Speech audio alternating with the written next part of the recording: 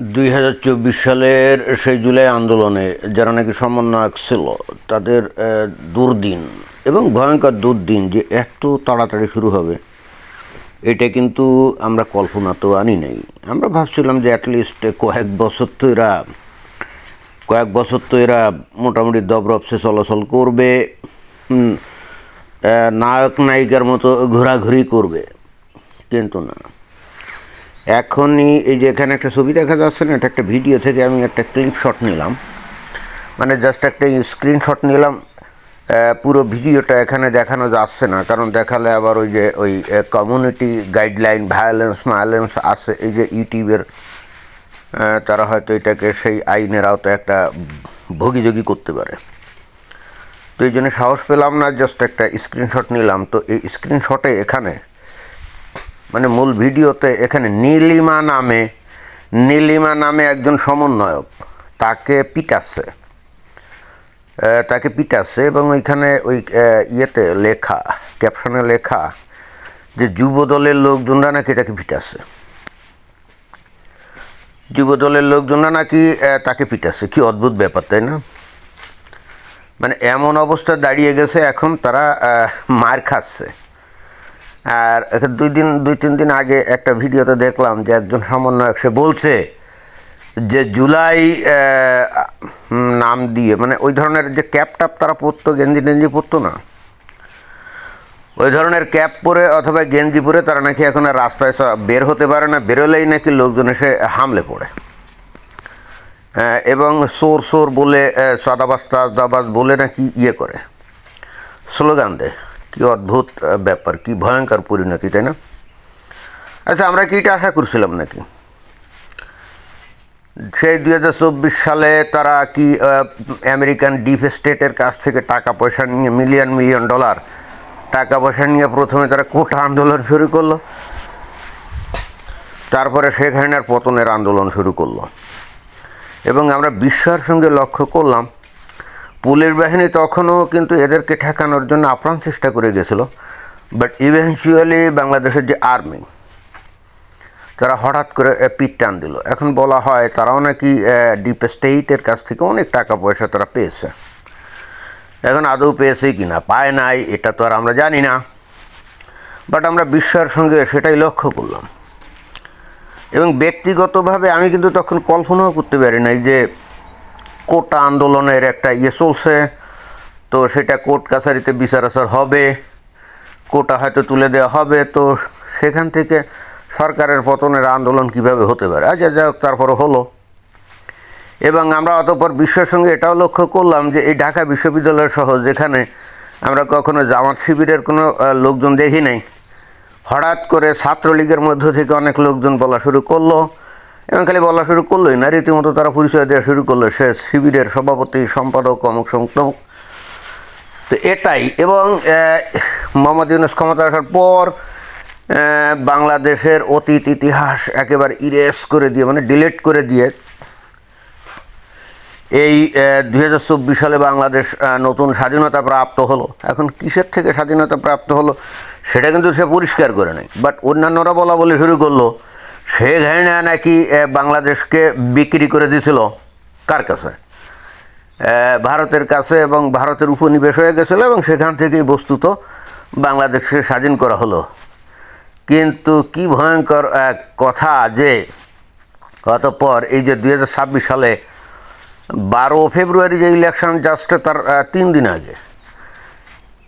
দিন আগে এই খোদ মোহাম্মদ ইউনূস নিজেই আবার বাংলাদেশটাকে নতুন করে বিক্রি করলো আমেরিকার কাছে, তাই না? কি চুক্তি করছে। এখন বাংলাদেশকে কোনো কিছু বাইরে থেকে কিনতে হলে আমেরিকার পারমিশন ছাড়া নাকি কোনো কিছু কেনা সম্ভব না, এমনকি আমেরিকা থেকে নাকি শূকরের গোস্ত পর্যন্ত কিনতে হবে।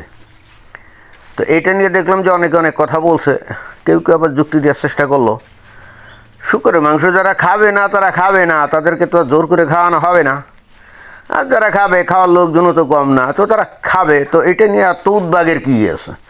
আমিও তো তাই বলি, আসলেই তো এটা নিয়ে এত উদ্বাগের কিছু নেই। তো মমিন মুসলমানদের কাছে শূকরের গোস্ত হারাম, and that's why they don't buy pork from the shop, and that's all. But who wanna eat pork, they will buy. এটা তো কারো উপরে ফোর্সফুলি চাপিয়ে দেওয়া হচ্ছে না। কিন্তু সবচেয়ে ভয়ঙ্কর যে বিষয়গুলো আমি দেখলাম যে এই চুক্তি টুক্তিতে, মানে এখন তো বাংলাদেশ হলো আমেরিকার উপনিবেশ, রাইট? একেবারে চুক্তি করে কিন্তু উপনিবেশ। বাংলাদেশি যে colony of the USA right now, এখানে যে ভয়ঙ্কর যে ব্যাপারটা আছে, যেমন ধরেন যে বাংলাদেশ যে প্রতিরক্ষা সরঞ্জাম মানে মিলিটারিদের যে উইপন্স টন্স যে কেনে, নর্মালি এই চায়না থেকে কেনে, একটু সস্তা টস্তা পায়, হতে পারে তার কার্যকারিতা হয়তো একটু কম, বাট বাংলাদেশ কার সাথে যুদ্ধ করবে? ভারতের সাথে না, তা তো মনে হয় না। তারপরে একটা সেনাবাহিনী আছে, কিছু যুদ্ধ সরঞ্জামও দরকার আছে। তো এতদিন চায়না থেকে কিন্তু এখন এই চুক্তি করা হয়েছে আমেরিকা থেকে কিনতে হবে। তো আমেরিকা থেকে কিনলে অসুবিধা কী? তাদের অস্ত্রপাতি তো অনেক উন্নত, তাই না? কিন্তু মুশকিলটা হচ্ছে যে রাইফেল চায়না থেকে $100 দিয়ে কেনা যেত, ওই একই ধরনের রাইফেল বা তার থেকে একটু উন্নত রাইফেল আমেরিকা থেকে কিনতে গেলে কিন্তু $1000 দিয়ে কেনা লাগবে, মানে 10 গুণ বেশি। তো এটা তো স্বাভাবিকভাবে বাংলাদেশের জন্য একটা বিশাল বোঝা না? বাংলাদেশের জন্য একটা কঠিন বোঝা। তো এখন এই চুক্তির বিষয় আশয় যত প্রকাশিত হচ্ছে, ততই দেখা যাচ্ছে যে নতুন যে স্বাধীনতা, এটা আসলে কোনো স্বাধীনতাই ছিল না। এটা বেসিক্যালি নতুন করে কায়দা করে আমেরিকার উপনিবেশ হওয়ার একটা মানে ম্যাটিকুলাস ডিজাইনের কার্যকলাপ ছিল। আর এই জিনিসগুলো যত আস্তে আস্তে প্রকাশিত হতে থাকছে, ততই কিন্তু এই সমন্বয়ক যারা নাকি বাংলাদেশকে পরিস্থিতিতে নিয়ে আসছে, তাদের প্রতি সাধারণ মানুষের কিন্তু জনরোষ শুরু হয়ে গেছে। মানে এই সমন্বয়কগুলো তারা নিজেদের চরিত্রও ঠিক রাখতে পারে নাই। তারা কী করছে? সাদাবাজি করছে, দেদারছে, মব সন্ত্রাস কায়েম করে যেখানে সেখানে গিয়ে মানুষদেরকে পিটিয়ে মারছে, ভাঙচুর করছে, আগুন জ্বালিয়ে দিয়েছে, তাই না? দেশের একটা উপকারমূলক কোনো কাজ এদের দ্বারা হয় নাই। এরা ধ্বংস করছে, এবং এরা একটা প্রজন্মকে পুরো ধ্বংস করে দিয়েছে। যে প্রজন্ম কলেজ বিশ্ববিদ্যালয়ে পড়তো, তারা কিন্তু পড়াশুনো সব বন্ধ করে দিয়ে সাদাবাজি, রাহাজানি, তারপরে মব, এগুলাতে তারা হয়েছে, এবং একই সঙ্গে তারা অনেক আয় উপার্জনও করছে। তো সাধারণ পাবলিকের নজরে এগুলো পড়ে না।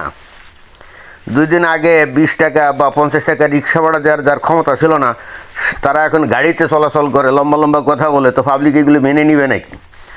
আর এখন ক্ষমতায় চলে গেছে বিএনপি, অর্থাৎ এরা তো আর আগের সেই রাজকীয় যে মানে প্রশাসনিক যে সহযোগিতা, এগুলো তো আর পায় না। মোহাম্মদ ইউনূস থাকতে পাইতো, আর এখন তো এগুলো পায় না। তো তাহলে এরা কি হবে? এরা তো এখন বাটে পড়ে গেছে। পাবলিক তার জনরোষ তাদের উপর উগরে দিচ্ছে, তাই না? ফলে হচ্ছে কি, একটু এদিক থেকে ওদিক হলেই মারপিট খাচ্ছে, গণপিটুনির শিকার হচ্ছে, এবং এটাই তো তাদের ভবিতব্য হওয়া উচিত। কারণ যারা বিদেশি শক্তির কাছ থেকে টাকা পয়সা নিয়ে দেশটাকে ধ্বংস করছে, তাদের কি দেশের জনগণ মাফ করতে পারে? কিছুদিন হয়তো ভুলেছিল, পাবলিক হয়তো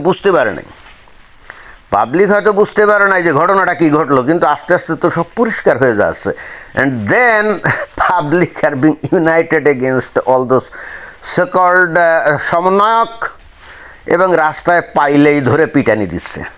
এবং এটাই কি তাদের ভবিতব্য হওয়ার কথা না? আমার তো মনে হচ্ছে যে আর 2-4 মাস পরে কেউ আর নিজেদেরকে সমন্বয়ক পরিচয় দেয়, এত দূরের কথা, ওই আন্দোলনের সাথে জড়িত ছিল এরকমও কেউ বলবে, আমার তো মনে হয় না। ধন্যবাদ।